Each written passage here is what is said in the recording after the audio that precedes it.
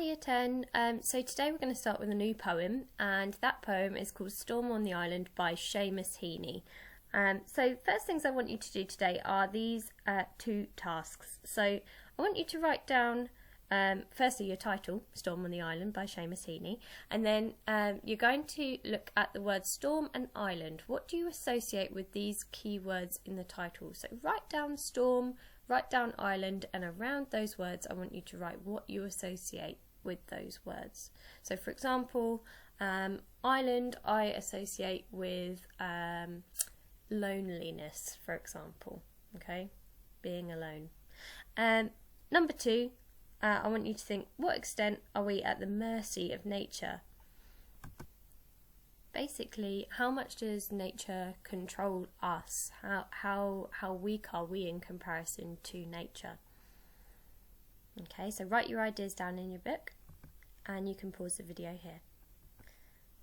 Okay, so now I'd like you to read the poem. Okay, so the poem is attached to our Google Classroom, and I want you to think as you're reading, what can you deduce about the island? What can you tell about the island? What are your first impressions? And I'd like you to write those down once you've read the poem.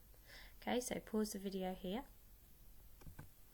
So hopefully now you've had a chance to think about what you can deduce about the island. What have you been able to learn?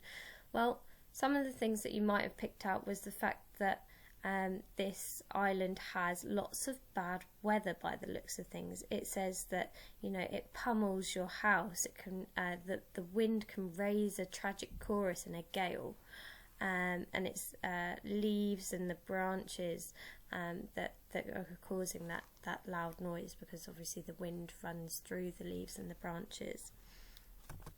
The sea, so where this person is living perhaps is by the sea. It says that it explodes comfortably down the cliffs, so it's quite happy with you know, its violent nature. Flung spray hits the very window, spits like a tame cat, turns savage. So suddenly the environment can go from quite tame to this really savage weather, and these people, they have to sit tight whilst the wind dives and strafes invisibly.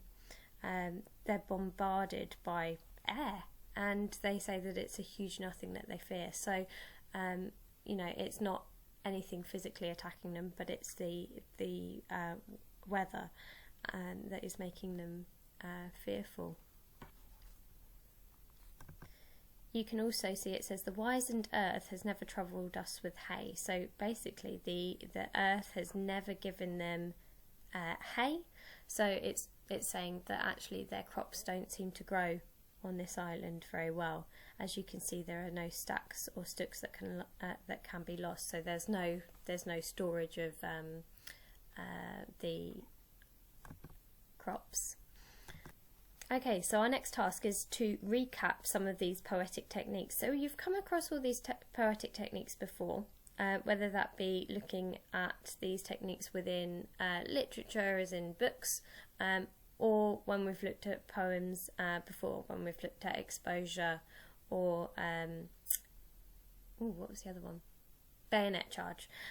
So you've got simile, metaphor, alliteration. If something's got onomatopoeia in it, or it's onomatopoeic as the adjective, sibilants, plosives, personification, and enjambment. So I'd like you to define the terms of these poetic techniques, so you can write these down in your books or on a Google document. If you need to use Google to find some of the definitions, then that would be fine, but have a go first without, and then if you need to fill in any gaps, then that would be fine to search them up. Okay? So pause the recording here, and then you can have a go at this task. Okay, so task 4 is to annotate this poem thinking about the following ideas. So how does Heaney, the poet, show that the islanders are confident and prepared at the start of the poem? So you might want to highlight some words which show at the start of the poem that they are feeling confident. What do they do to show that they are prepared? Question number 2, how does he introduce the idea of fear as the storm begins? So what makes it seem quite fearful as the storm starts? And then number 3, which words and phrases bring out the power of nature? Which words show that this storm is truly powerful? What words can show that? And then number 4, how are the islanders shown to be helpless or perhaps scared by the end of the poem? So are there any words or phrases at the end of the poem that show that they feel helpless? Okay. So as you're doing this, it'd be great for you to think about how poetic techniques have been used to enhance these ideas. So thinking about, where can you see examples of these techniques that we've just looked at, similes, metaphors, alliteration, onomatopoeia. How do they affect how we read this and how we view the storm and how we view how the people feel? Okay, so answer those questions, annotate the poem.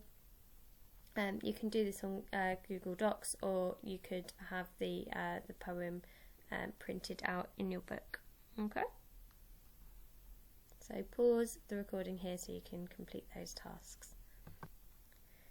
Okay, brilliant stuff. So next lesson we're going to go through some of our answers as a group, and then we're going to be thinking a little bit about context, because we've got an idea of what the poem is about. We've analysed some of the language, so we're going to look at context, and then obviously we'll need to look at the structure of the poem as well to get our about, for, structure and context. Okay, brilliant work today. Make sure you upload your work to Google Classroom so I can have a look, and I will see you soon.